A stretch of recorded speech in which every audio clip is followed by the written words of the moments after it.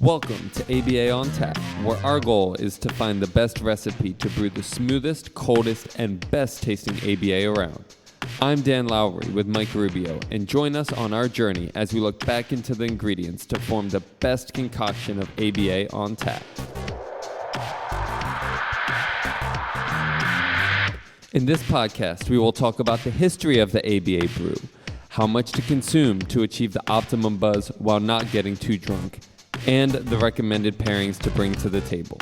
So without further ado, sit back, relax, and always analyze responsibly. All right, and welcome back to part 2 with Matthew Storey. Enjoy and always analyze responsibly. And I would spend so much time going over the resources, which we'll talk about later, that you have, but there's a lot of free stuff. I just want to really emphasize that we're not saying you have to go out and spend a lot of money. In fact, you know, I remember a little anecdotal story, but when you were first introduced to me, my buddy was like, oh man, he's a special ed lawyer. And I was like, oh, advocate, here we go again. And then I realized the difference. I didn't know the difference at the time. Yeah. But, you know, my advocates are very hit and miss. There's a lot of advocates.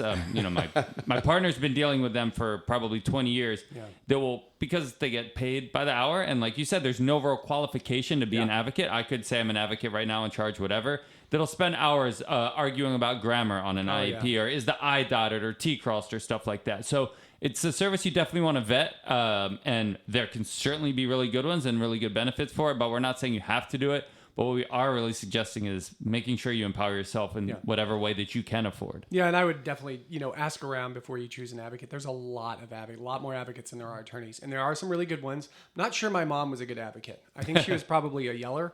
So she was venting at those IEP teams. But no, I'm just kidding. You know, it's interesting because I've seen a lot of advocates come, kind of like your experience, have like a son or daughter or family member that was wronged in their mind, whether they were or weren't, was wronged by the education system. So it's their way to give back to others. But sometimes having an advocate that has a child or family member that was in that situation can actually be counterproductive because they run everything through the lens of their child and how their child was wrong. And it's difficult for them to compartmentalize that. No, and if they're walking into meetings angry and vindictive, we do see that a lot. And again, I meet with parents. I'm actually this last 2 weeks ago, I met with a parent who had an advocate who I'd never met. And the advocate spent 20% of the time telling me how I was wrong. And I forget what, it was something to do. Actually, I think it was a 1-to-1 aid. And it was for reading. And I'm like, he needs a 1-to-1 aid for reading. I'm like, well, 1-to-1 aid is not going to help you with that. No. I mean, they need to have specific instruction. I agree with you. But a 1-to-1 aid is not going to get you there. You're wrong. The case law says this. I'm like, okay. Well, good luck, But, the parent at that point had really believed in what the advocate was doing. They're going to have a real tough time. Right. And that becomes quite an issue. But parents can usually find good resources. I mean, still on Facebook. From what I understand, you can kind of get out there and find somebody who's using the advocate you may want to hire. It's a nice way to get a referral. Facebook can also be dangerous, though. You get down some rabbit holes. I remember, Mike, I loved your story about why you quit advocacy. Well, it was being told what to do. So I had the vendorization through the regional center, which I felt very good about. And then I felt pretty competent at it. And I started being asked or requested that I do private advocacy work, which I was thrilled about based on the compensation. Yeah. And then I realized that based on that compensation, these parents just wanted to tell me exactly what to get them. And I used to make the joke, I'll get you a new water heater if you want. And I actually can, if you can prove that your child needs a hot shower in the morning to access education. However, is that the best use of our time and our tax dollars here? And that was kind of the joke. And that's why I had to quit. I mean, I was also moving into ABA and whatnot. I have a pretty varied history, a pretty colorful background. But that was the main reason is I didn't like it. I didn't, and I was always getting upended by some other advocate who was then going to promise the parents this or that or the other. And I was really trying to look at, hey, look, this is what is best for your child. And logistically speaking, again, you don't have to stick to this, but I know your school can provide this without too much more of a rigmarole and trying to find out what these services are. So trying to be practical and pragmatic and saying, this is what your child can benefit from. It's right there. Yes, it's not the exact thing that we might want legally, but it might work for now as you pursue the other part. And a lot of times it was, those advocates that were going to come in and yell and not try to collaborate with the school staff. So really tried to be collaborative, behaviorally speaking, because I didn't want some teacher to be afraid of me. I wanted her to know that I was going to be thorough, and that more than anything, I was going to be there to support her too and say, hey, have you tried this, that, or the other? So yeah, well, it's not a TV show. I get parents that do that all the time. They're like, well, I want a bulldog. Well, it's not going to happen. I'm good at what I do. I don't need to yell and scream at people. That's not how this process works. And then they do that with advocates too. I have a lot of friends who are advocates, and they drop clients really fast because of stuff like that. That's how they've found their space to work here. This is a stressful place to work in, it is. right? Because you got parents who, rightly so, are very upset, and then they come to you, and sometimes that they begin, treating you, not well. And we do this. We'll get rid of parents as well. Like, that I understand you're upset. You have a reason to be upset. This is not the way this is going to work. Advocates deal with that the most, and then what happens, like you just said, this happens a lot. A parent will go to an advocate who's a great advocate. The advocate will say, listen, this is, we need to do A, B, and C. And that's not what the parent wanted. Then they'll go to another advocate who promised them the stars, and it doesn't work out. I mean, it's a tough system to work in. It's easy to walk in there. It's very validating for parents. You're screaming on their behalf and you're pointing at people. But at the end of the day, I never found that, and I can gladly say I never did that. But in having watched other people operate and doing that, I never walked out of those rooms feeling like anybody, maybe the parent felt like they were supported, but I would see a very dejected school team. And it's like, well, these are the people that are working with your kid. Do you really want them feeling that way when you walk out of here? I don't think so. Well, and I've told many a parent and told advocates, you've destroyed any legal case you have. So let's say you've got this advocate who's yelling and screaming at an IEP team. You've audio recorded it. Okay, good, which is a good idea. And a judge hears that, they're going to side with the team. Yeah. They're just going to side with the team. You're not doing yourself any favors by raising your voice and yelling at an IEP team. Even, by the way, sometimes they deserve it. But it does not help you in any way to have somebody in that meeting scolding people. You need to be calm. You need to ask important questions, listen to the answers, come up with suggestions. But there are actual cases out there where judges have admonished the advocate and the parent, and almost sanctioned them because of the behavior of an IEP team. Parents have to cool it on that. And that's out the legality at that point. I mean, this is just reactionary. I mean, for better or for worse, they're saying, nope, this is not the way these proceedings are going to work. Yeah. You're done. You've lost your case, not on merit, but just on sheer personality. I could go off. We do not have the best judges in the world in our field in California. I speak, I think, pretty well for most. And so, most of the judges that come into our field never did special education. Yeah. This is considered complex litigation, which means there's a premium on it because not a lot of people do it. It's very difficult. So we bring in people, and they're ALJs, administrative law judges. Right.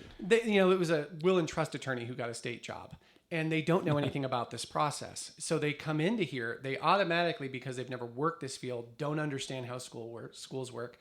They believe everything the district does is altruistic, and then they hear you on a recording yelling at the team, you lose. It's all over.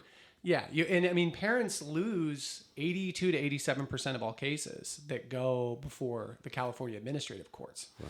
They're bad. They're really bad. There are some good judges, but a lot of bad ones, And so it's a tough case. It can be a real tough thing to pursue litigation here. You made an interesting statement a little bit earlier about, parents maybe being emotional. I can imagine, like, maybe your child, like you said, maybe the child's even larger than the parent, maybe hitting and kicking. Like, as a parent, and you both are parents, you probably can relate to just the stress of having typically developing child, and you mentioned your child was on IEP, maybe not talking for a period of time. So you're just really stressed out, and then you get this report where it's just like your child's not making progress. Like, I imagine that's just got to be overwhelming, for lack of a better term. And emotional and angry. Like, I think there needs to be room for parents to be able to vent a little bit, to a certain degree. I don't know where the line is with that. But yeah, it's no matter who it is, it's your kid, and you're completely invested in this little human, and everything that goes on is an emotional thing for you. And especially if you have a kid who's disabled. You have a kid who's disabled, that is a different degree of stress that parents go through. So there needs to be a line for parents, or a place for parents to be frustrated, especially if you don't see a lack of progress. Well, I think what we're talking about too, to some degree, is that, people can feed off that. Mm-hmm. Right. This can be a targeted community sometimes, with people promising all kinds of snake oil. And that sometimes is my job, is to explain what they've been told is incorrect or wrong, and try to walk them down that right path, because it's, there's a lot of advocates out there, a good amount of advocates who do that. A good advocate, if you hear the words "you're wrong," I think you probably got a good advocate. I think that's their job. If you have an advocate saying everything you're telling me is right constantly, that might not be a good sign. I mean, the best advocates I know here in San Diego, especially, they tell me all the time that they told their clients they were wrong. And they know their stuff. And so that's their job, you know. Well, as a parent, you got the advocate telling you you're right on everything. Why do you need the advocate anymore? Yeah, exactly. What was the point of any of that? Yeah. You're working yourself out of a job, buddy. I know. You're paying a lot of money just to go do the same thing, you know. You said that parents lose 82 to 87%. That's just kind of resonated. I had to let that marinate for a second. Why do you think that is? Or why is that? So there's a couple reasons. That's a good question. So we used to be under a different court system called CEHO, which I could not explain now. It used to be run out of Pacific McGeorge Law School. I remember that. That's what... And so when basically under the IDEA, you have the right to file what we call a due process. Every state is different. Ours are under the Department of Education. It's an administrative case, okay, which is totally different. You know, they're settled. They're very fast cases, a couple of months, and then an administrative law judge, no jury, decides on the merits of your case. That's what it is. So if a district's not assessing, providing services, what have you. Historically, about 10 years ago, we were under CEHO, and it was about 50-50. Right, parents won 50% of the time, districts won 50% of the time, and then we went to the Office of Administrative Hearings. The Office of Administrative Hearings is a huge network of different. You know, they do Social Security stuff, IHSS stuff, all kinds of stuff, and we have a special education group of judges who hear our cases. Some are good, some have no experience, and we lose a lot of cases. The reason we do, it's a lack of training. It's a lack of professionalism in this community. You know, they don't have people that used to work in this field. And, you know, I mean, I've been doing this for almost 15 years. I'm still learning things. Okay. So there's no way somebody with no experience could be an effective judge. And then I think on the outside of that, you know, not a lot of attorneys go to trial. And so a lot of times in our field, an attorney will only go through what we call mediation, and then we'll drop the case. So we don't have a lot of attorneys that go to trial. And then even if they lose, they don't challenge it. So we don't have as much precedent in the state of California as we probably need to overturn, you know, ALJs. The third reason is because they're not admonished to any degree. So if a judge has a bad decision, you know, I read it, I look at it, a district reads it, and they go, well, that's clearly not the law. I've had that where a judge wrote the law completely wrong. There's no system of checks and balances that's effective, at least, at the Office of Administrative Hearings. And so it's a very tough process. What I tell my clients every time is I say, we're going to go to due process. We're going to lose. And then we're going to file it in federal court, and we're going to win. That's what it is. Because a federal judge, especially here in San Diego, we're in the Southern District, they're great. We've got really good judges, and they'll overturn, you know, an ALJ we see that consistently. And so, you know, and I fortunately I've won the last handful of cases, but the cases we have lost, we appeal, and it usually goes from there. But we have to tell parents, I want you to expect to lose. We're just here to create a record, and then we're going to move right on to federal court. That's what that's what this process is going to look like. And you personally have a pretty good success rate for the cases that you litigate, right? I'm knocking on wood like crazy. Yeah, I don't know how many cases I've done. I've lost two cases out of all the cases I've done. But I think being honest, I've gotten lucky with the judges for the most part. In the cases that I lost, the judges were not awesome, for lack of a better word. And one of them was overturned, and the other one just settled. And so it really that matters. The issue we run into, like again, for me as a lawyer, there are really, really, really good lawyers in this state. I think the best in the country that I've run into, that I've learned from, you know, but we still have a lot of attorneys that won't even go to trial. That's been a frustrating issue. So if you're a parent and you're going to a lawyer, you need to make sure they go to what we call due process or trial. That's a huge thing because nobody cares. Like, you know, districts laugh at the attorneys that don't go. And so that becomes a whole other issue that kind of segues into something else, but yeah. So you're saying a parent should ask if you go, will a lawyer that doesn't go to due process or trial just flat out say I don't, usually. Or will they? Okay, they will. Yeah, usually. And again, you won't run into that issue pretty much most places in the state. I think LA, San Diego, there's only a few that, well, there's a good amount, I should say, that do that. What part of that would you say is more of a bargaining chip? So the idea that a school district, their legal stuff, they're going to have to consider, how much they want to spend on actually sticking to their side. I've got a story for that. Okay. So I was in, this was a couple years ago. There was somebody I knew that practiced on our side. Dan knows who it is. I'm not going to throw this person under the bus. So, so we're sitting there, and they'd asked me about the individual. How they? I said, I haven't talked to this guy in a long time. And I go, they're like, yeah, we just saw them in a case. I'm like, oh, how'd it go? He's like, oh, he didn't go to trial. We're good. And I go, what do you mean you're good? He's like, yeah, he gave up. We just knew we had to push it past mediation. That's the difference. Yeah. So if a district believes that you're going to take them to trial, for sure, they're going to take you more seriously. Yeah. I think, but that's every field. Sure, right? Sure. You wouldn't. You would just be looking at your watch, going, "Well, you're gonna give up anyways." That doesn't always happen. Sometimes, I mean, districts do look a lot of times, at least in my experience, at the merits of the case. Okay, they do. They really, and like the people that I've worked with in every district in San Diego, I like the lawyers. I like the representatives. We get along. We disagree. We disagree professionally. Totally great. So most of the time they're still going to work it out. But yeah, I mean, for sure, the districts know who they can steamroll over, and they do it pretty consistently, depending on the case. But yeah, like I said, I do see that quite a bit more these days.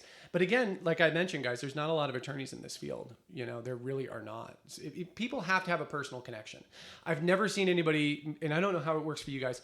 I've never seen anybody without a personal connection as a lawyer succeed. They always have a story, just like mine. Their son, their daughter, their brother, their sister, their aunt. Somebody in the family, somebody they knew. Yeah, because it's an odd field to go in. You have to be comfortable around this stuff. I mean, you guys, we all work in this community, okay? I am totally comfortable. You are totally comfortable being around people with disabilities. And this bears repeating. Yeah. Sometimes people are not. You've seen it, I'm sure. That guy that's never been around CP, that guy that's never been around autism or Down syndrome, they're uncomfortable. Yeah. Same applies for lawyers. Okay. Right? And so you have to be comfortable talking to parents. Doesn't bother me at all to talk to a parent with a disability, talk about their kid. But I know for a fact, because I've hired lawyers that have had this issue, they have a real tough time talking to parents about their kid and the stuff that they're doing. And so you have to get kind of past that hurdle to then kind of successfully work in this field, which hopefully they do. We do need more lawyers, by the way. That is for sure. We're always trying to get more lawyers into this field. They usually last about 6 months to a year, and then they're out. That seems to be the number. Okay, yeah. I'll extend that a little bit. I think you have to be comfortable around those that are also uncomfortable to make them comfortable. Oh my God, yeah. Because you can't let them make you uncomfortable. That derails everything. Yeah, 2 weeks ago, I had a client in my office, and there was a few of us in there, and her son came in, grabbed my hair, pulled it way back, took my glasses, and left. It was just like, all right, well, that's a Monday right there. That's Thanks. A Monday. That's why you don't have hair? Yeah, no. If we had a video here, we would show you who's taller and has less hair. Both of those are true. Here we go. I have a few more questions or points. You're up. Okay.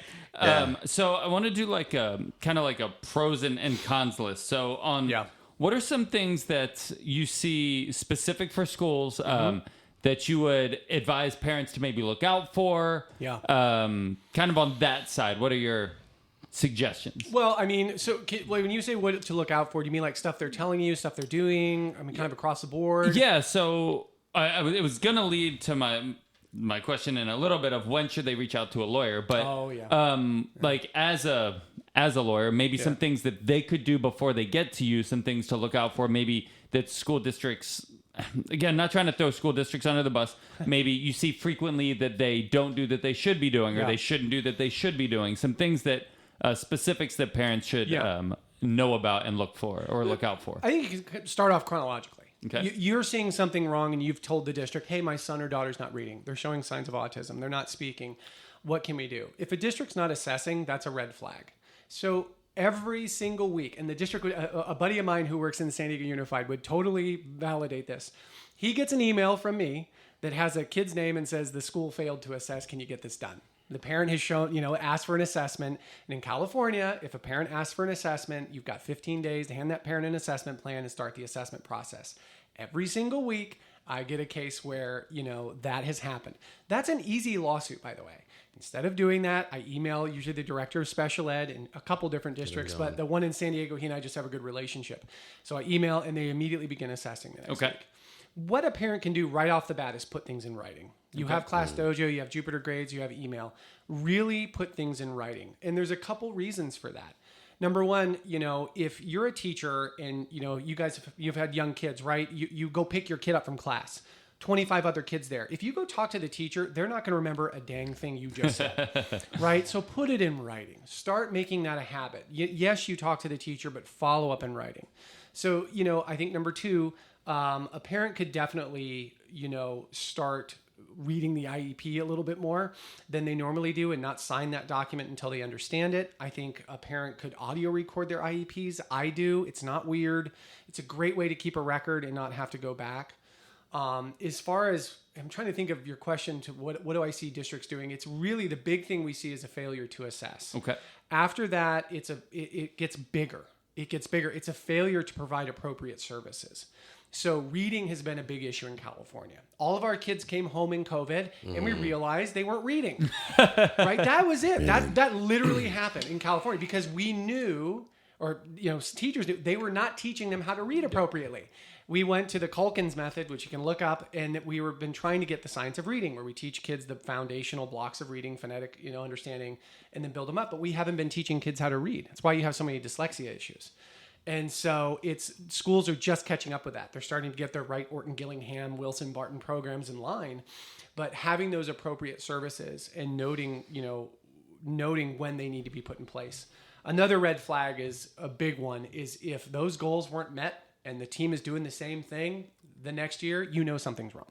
Okay. For sure, something's wrong because that makes no sense. IEP needs to change every year if those that stuff hasn't been met. It's kind of a long-winded answer. Okay, so not assessing initially. Not assessing progress, like stagnant progress without change. Yeah, and then not making adjustments to the IEP, and then not providing appropriate services. And here's the thing: as a parent, you're not going to know. Which is why, at the beginning of this conversation, I pushed so hard for independent assessments. It's okay for you as a parent to have no idea what needs to be done.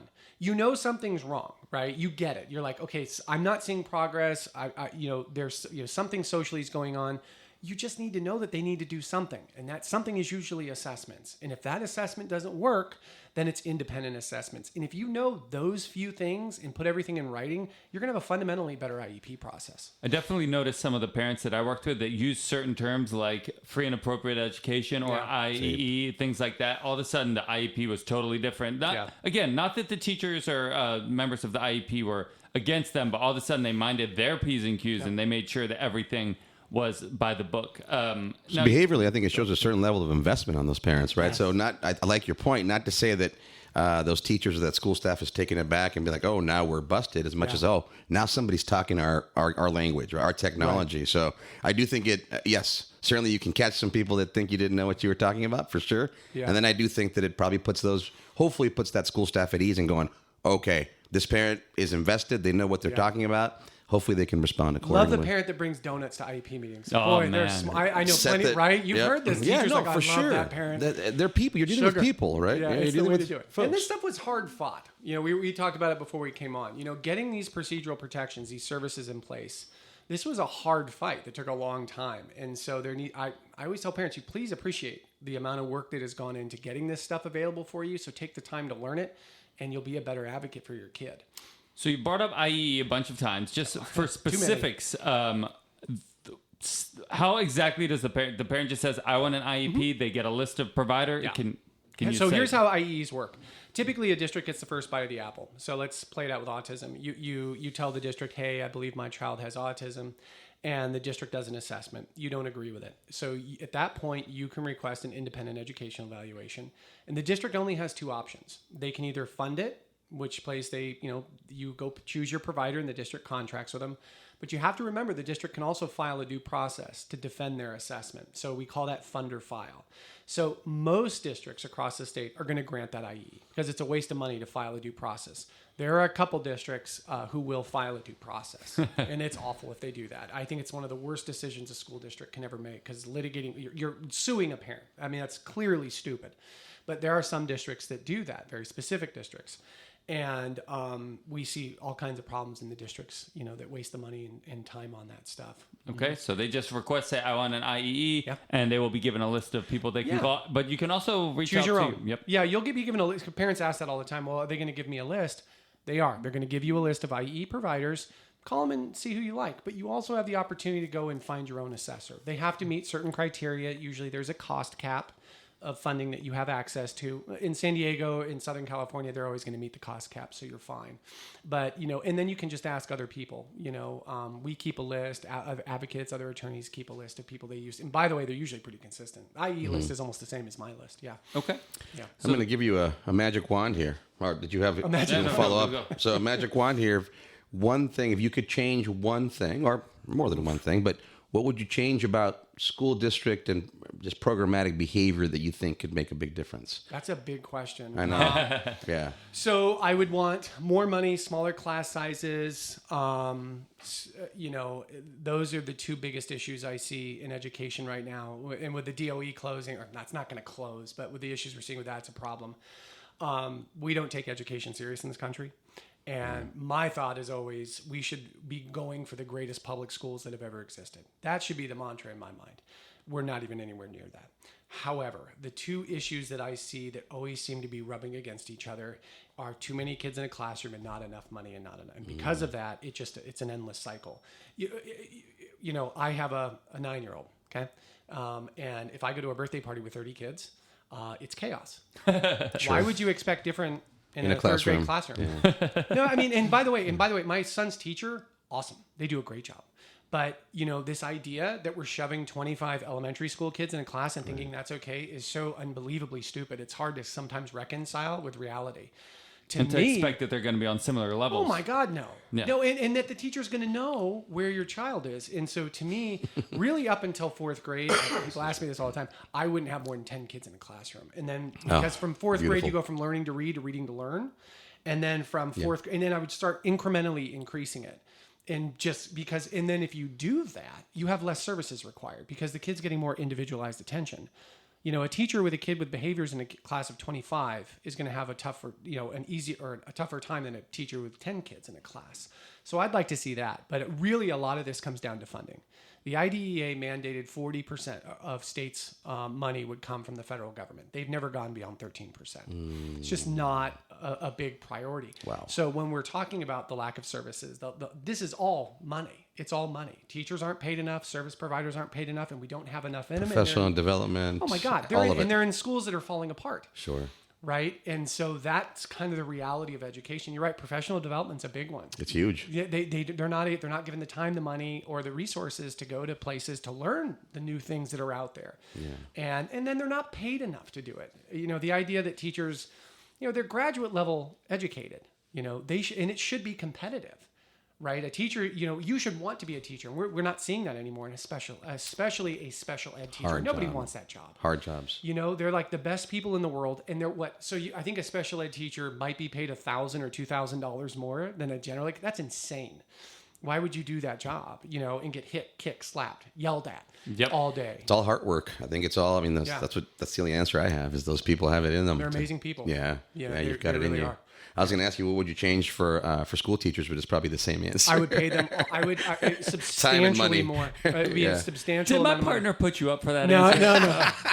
Well, I mean, school. Like I always tell people, being a teacher is cool because think about your work-life balance. You work 180 days a year. Off. Most people work 240. So you've got that in the bag. And then your day schedule is not too bad. You're getting off at 2. You're getting off at 3. I know there's a lot of work in between. Absolutely. I'm not saying they have it easy. No. But I think, we live here in San Diego. You cannot pay somebody with that degree $50,000, $60,000, $70,000 a year. It's got to be substantially more, not only to make it viable, but to make it competitive.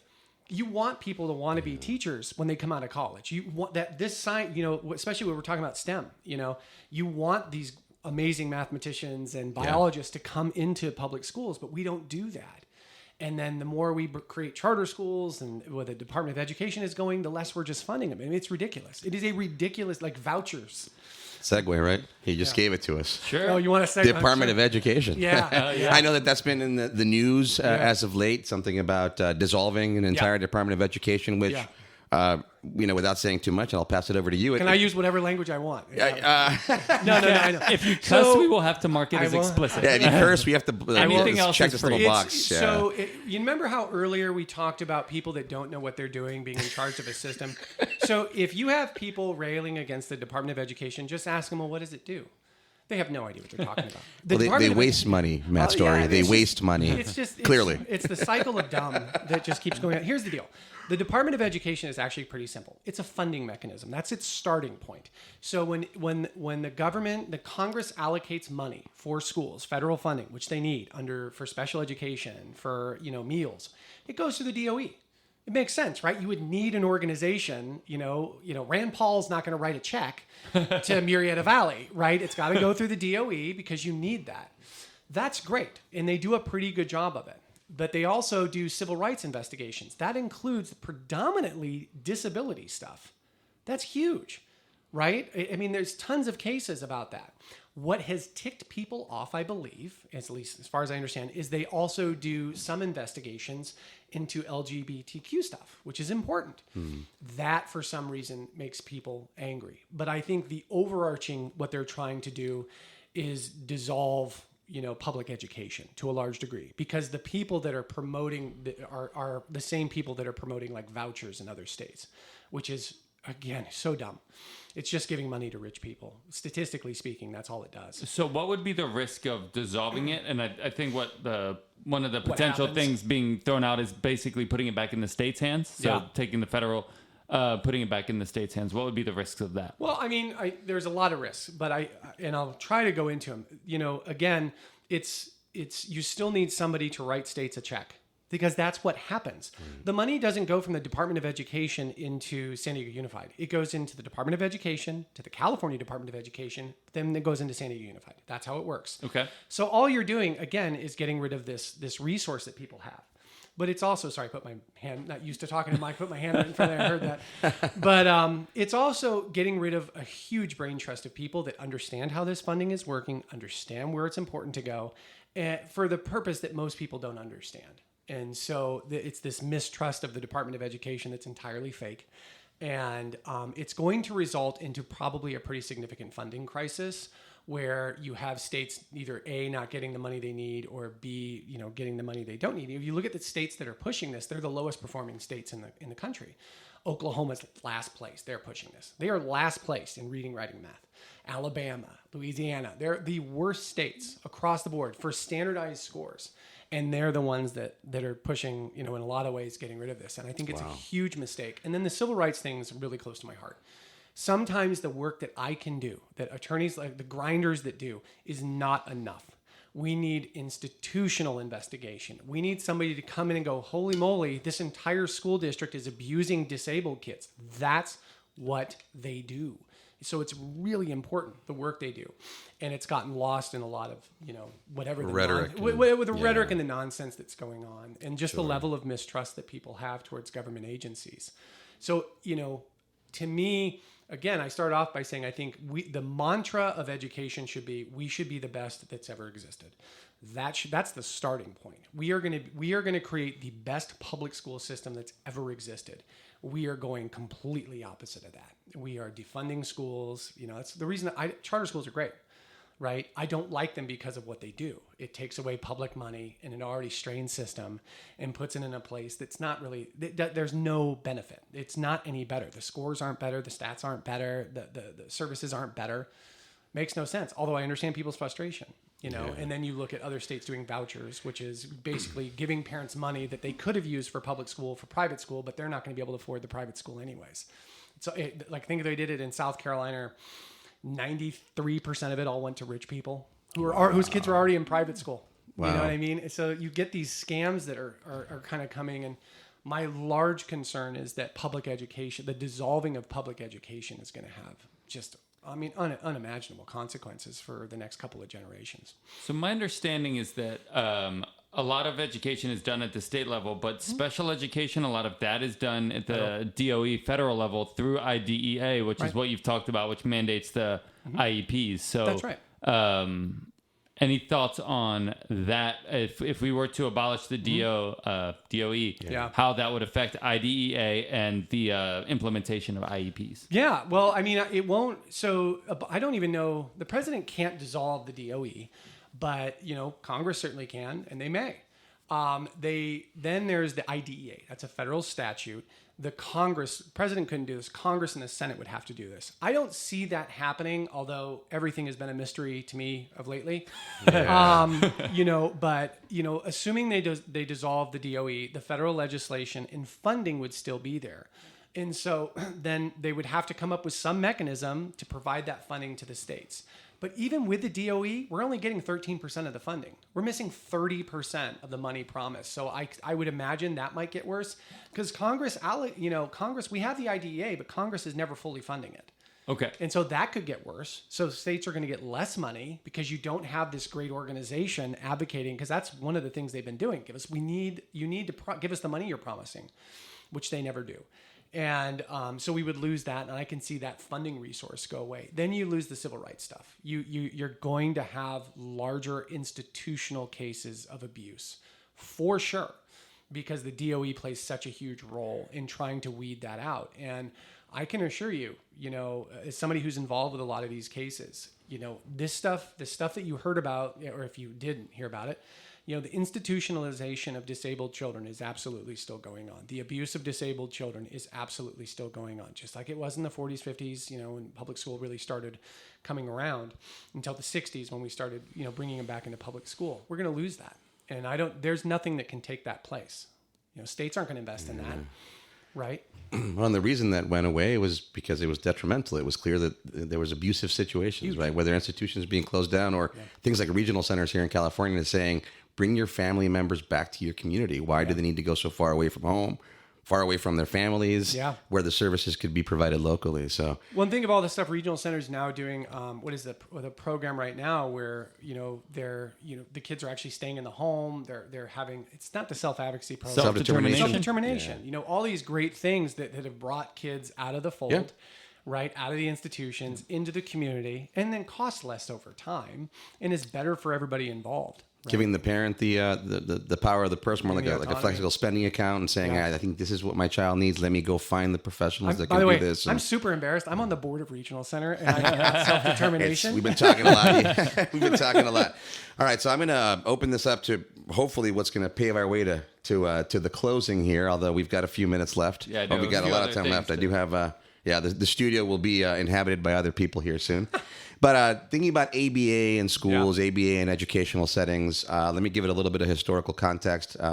Something back to like the Hughes Bill, where I think board certified professionals were almost specified to do things like behavior intervention plans. And then somewhere around the trailer bill 2012, that went away. I don't know why that went away. I don't know what politics that represents, but ABA in schools, it's an interesting relationship. I get to do some of that work. It's very gratifying.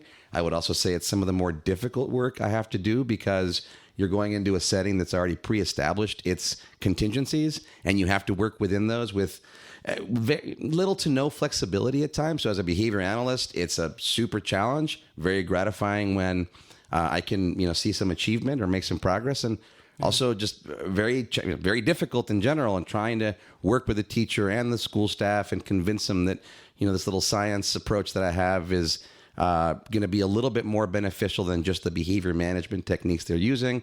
That can be confrontational.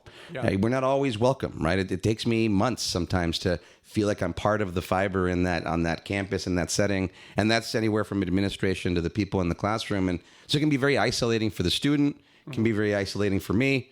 I've packed a lot. I'll pass it over to you and tell us a little bit about your experience with ABA in schools. Where can we do more? Where should we do less? Right. Well, I mean, ABA, it used to be more common in the classroom. And then a few years ago, teams didn't want them in there anymore. And I think it was because they had a third set of eyes looking at what they were doing. And to be frank, they became witnesses to what schools were doing right and wrong. And that irritated them. And I don't mean witnesses in a litigation context, although certainly that happened. It was witnesses at an IEP meeting. You'd have an ABA person in there, at RBT in there going, hey, you guys are creating this problem, or you're doing something wrong. And that challenge created turmoil. And then all of a sudden, I don't know when, but it was within the last 10 years. You just saw like, nope, you're not coming into schools anymore. Because a lot of times schools would be like, what, your insurance is paying for it? Awesome. Bring them on in, right? More support, the better. And that stopped.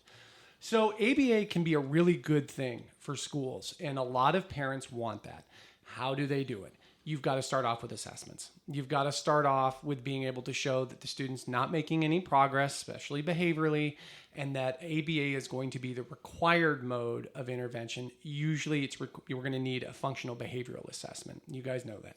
And that FBA is going to have to show that, listen, without somebody who has this level of training, this will not work. And so that's how we're able to get that in. But it's usually a process that takes time, because districts will provide a 1-to-8 or a SKIA, pretty untrained, and, if you're in San Diego Unified, they'll say they have a 1-to-8, but they don't. It's called supplemental support. Yep. They know that. It's not controversial. If you have supplemental support on your IEP, you most certainly do not have a 1-to-8. You need to know that. It's specifically not assigned to a student, right? It's assigned to a classroom. That means there's extra support in the classroom but in there the already event was. your child needs it. But a great example. they were already there. I worked with a family, and there were 13 kids in a classroom. All of them had like 24 hours of supplemental support on their IEP, and there was 1 aid in there. We're like, well, that's impossible. Right. Good luck. So we were able to get actually services into the class. So, but ABA plays a huge role in, obviously the behavioral intervention of a student on their IEP through a behavioral intervention plan. In order to get there, if you believe you need that level of care, you must start off with assessments. But on top of that, you have to show that what the district's been doing is not working.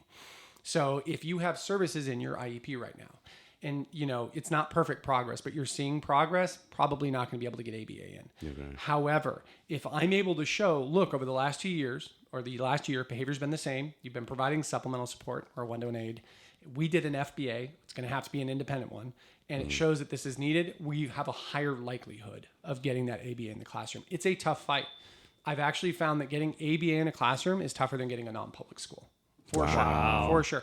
And it can't be a cost issue. So I don't know why that is, but I've actually had a case, last month, where we wanted the ABA in the class. They offered us a non-public school. Just for context, it was substantially more expensive. Yeah, that's a lot more. Right? ABA, I don't remember what it came to, but they didn't tell me why. I'm like, well, why? And the parent definitely wanted it. They were like, yes, give me that. They knew the school.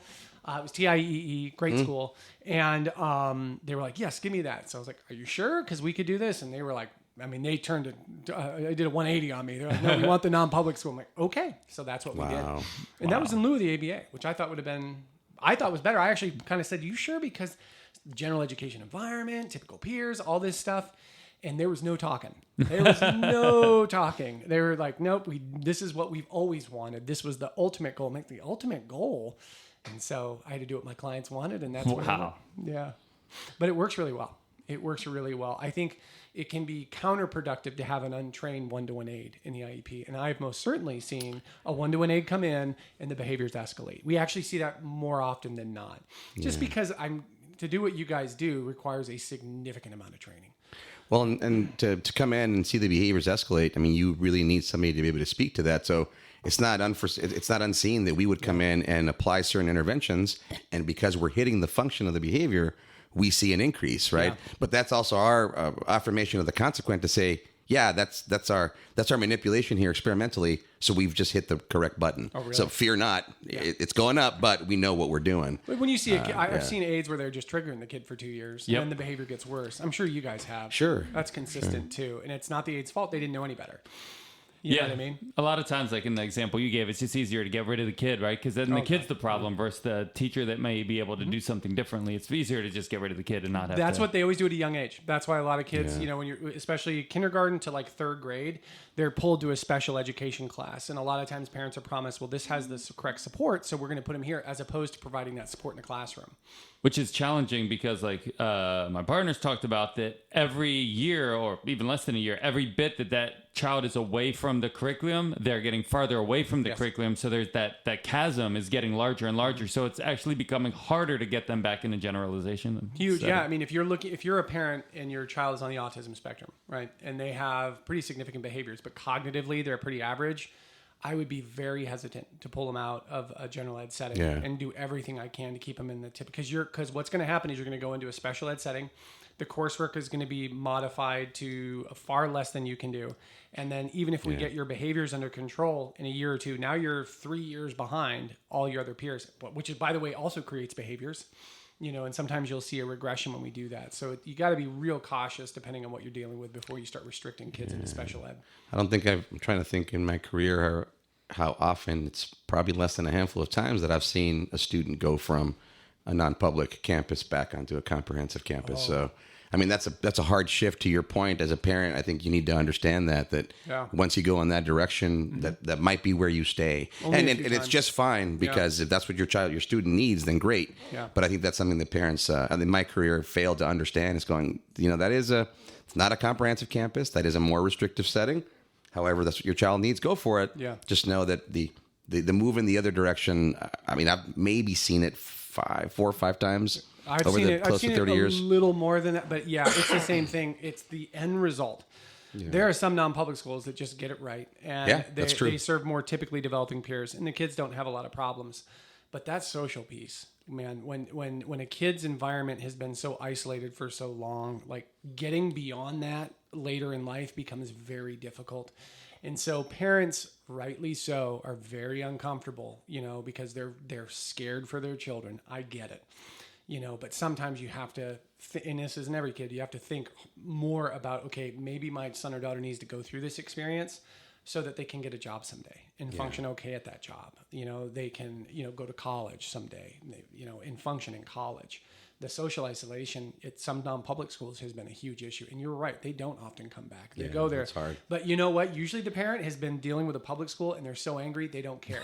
because the non-public school is like a breath of fresh air. And they're going to handle, the non-public school is usually going to handle everything. Yes, they'll let you know when there's trouble, but there's, they're letting you know it's trouble because they're taking care of it, not because they're, seeking a meeting to move your kid to a more restrictive setting. Yeah, but why can't a public school do what a non-public school does, And because we see really good ones. Now, a friend of mine who owns one, this is probably controversial. She says the reason we can do what public schools do with less money is because we can fire people. Oh, I don't. That's that. And by the way, this person, I'm not going to throw them under the bus. They run probably one of the best non-public schools, and she says that consistently. She goes, they fire fast at this non-public school. If they don't fit, they're gone. And because we can get rid of people we don't think are awesome, that becomes a problem. In the cases that I've dealt with, there are cases I have where, these people have been called out in a decision for lying and they were given a promotion. And so it's very difficult, you guys know this, to get rid of bad actors in public schools. And teachers will tell you that. Oh, my partner's principal over her time there had multiple teachers physically hit students, and it's hard to even get them out. It's just transferring. So difficult. Yep. Yeah. That is crazy. Well, gentlemen, we've covered a lot of ground. You got some more stuff? I do. We got time. Just a couple of things. So going back, we talked about the issues that you run into with schools. Yeah. On the parent side of things, what are some things that you would advise that you see maybe parents calling and having like a misunderstanding of, and you've talked about like the Cadillac, maybe the schools are required to provide a Honda Civic, not a Cadillac. Yeah. What are some things you would advise parents, or you see a lot on your end of parents expecting or calling you and you're like, no? Well, the two that I see a lot are and I mentioned this a little bit earlier, but to a small degree, is a non-public school. They think their child's entitled to a non-public school when they're not, and they think their child needs a one-to-one aid when they don't. Okay. Those are the two biggest ones by far. And and I've seen that for years.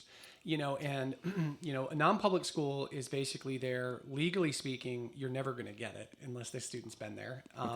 Just need to know that. But a non-public school is there when every other service has not worked in the school. Okay, you've tried general ed, you've tried special ed, you've tried the one-to-one aid, you've tried all the programs the district has, then maybe you can get the non-public school. Okay. But to be clear, a court won't put you there. Okay. And then with the one-to-one aid, again, that is frustration. Parents believe that a one-to-one aid is a cure for everything, and it often is not. And so to me, to resolve that, just as you would resolve the issue with the schools not doing enough, you bring it right back. You cycle it right back to, okay, something's wrong. You don't know the answer to that. I don't know the answer to that. Let's go bring in a professional to tell us what's needed. And that's right there is the third thing, but the easiest fixable. I'm a lawyer. I've been doing this for a long time. I teach this stuff. I know what I'm talking about. I didn't make the decision that my son needed speech services. I knew enough to know something was wrong, and I went out and figured out the answer. As a parent, you can know something's wrong, but do not rise or take this to the level of the cure. Go get the evidence you need. right? Okay. That's going to make your case a lot stronger, and it's going to make your decision a lot better, right there. So if you believe your kid needs a 1-to-an 8, or you believe whatever it is, a reading program or speech, go get the assessment, right? And here's the deal. If you do that, right, in the district, you get an IE, right?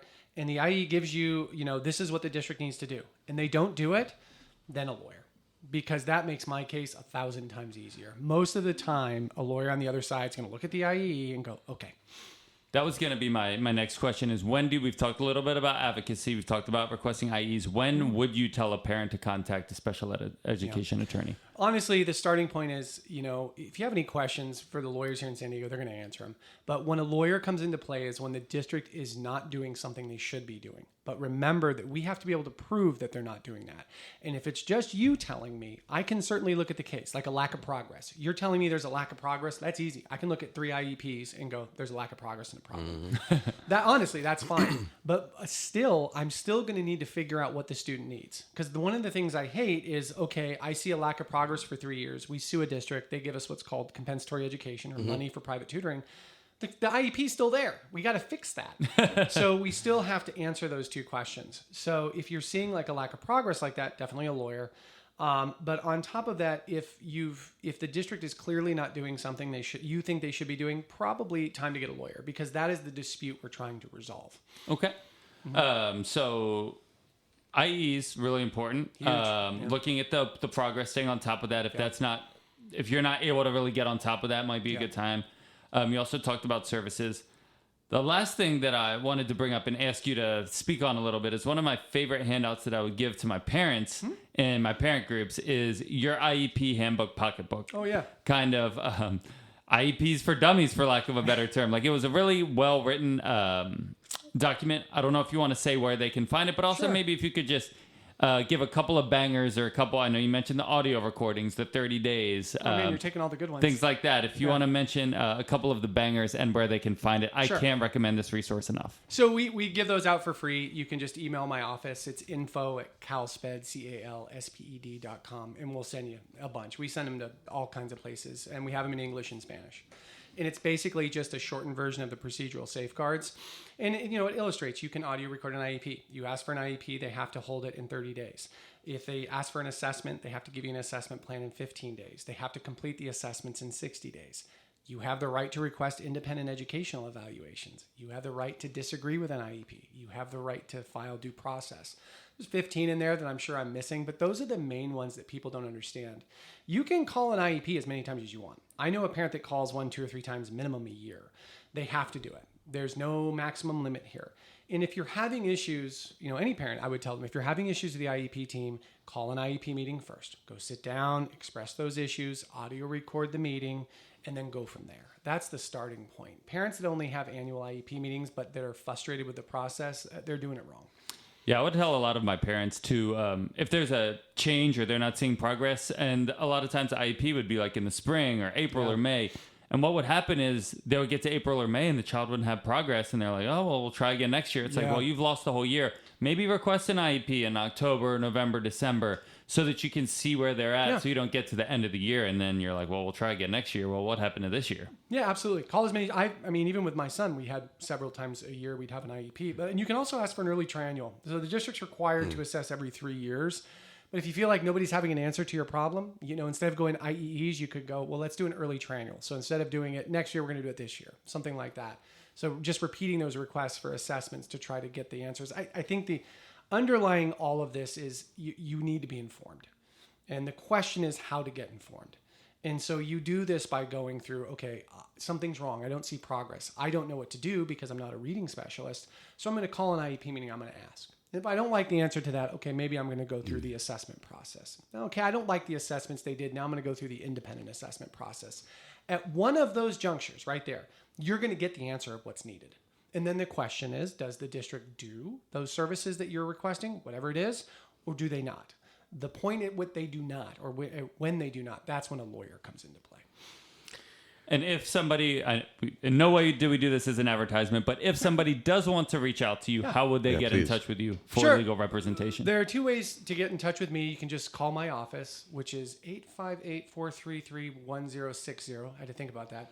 You got to call yourself some more. Yeah, I know. Remember that number, I never man. do. Can you say that again? Say it again, please. Yeah. Yeah, sure. Sorry. It's 858-433-1060. Or you can just email us. And it's info@calsped.com. It's just info@calsped.com. Right on. Yeah. And call a bunch of attorneys, by the way. I'm going to shout out to my people here that do this work. You should interview a couple. I usually do that with parents. Like, you may not like me, right? That's okay. We have good attorneys here in San Diego. So if you just Google special education attorney San Diego, there's some really great people on there too. So interview a few, see who you like. Well, gentlemen, we sped through an entire 2 hours without even, it's been 2 hours. I know that's what happens here. We just get sucked up into the ABA vortex. So, Matt, thank you so much for all the information on this is parent behavior and teacher behavior we talked about today, but certainly advocacy and how to stay up to date with your child's IEP and what's going on with them at school. And then if it's not going well, who to call and what resources to seek. I get the feeling we're going to see Mr. Storey back here at some point. I'd love to be here again. And then crack one of those things open because he legitimately has a great bourbon collection. Which, Dan, so here we go. We doing this? Okay, so we always like to say, so Dan, you got to do the wrap up again here. So keep up with your child's IEP and look at their progress. Request as many IEPs as you think is necessary throughout the year to check in on your child's progress. Support your school staff and always analyze responsibly. Cheers. Cheers. All right. Thanks. Thanks, guys. ABA on Tap is recorded live and unfiltered. We're done for today. You don't have to go home, but you can't stay here. See you next time.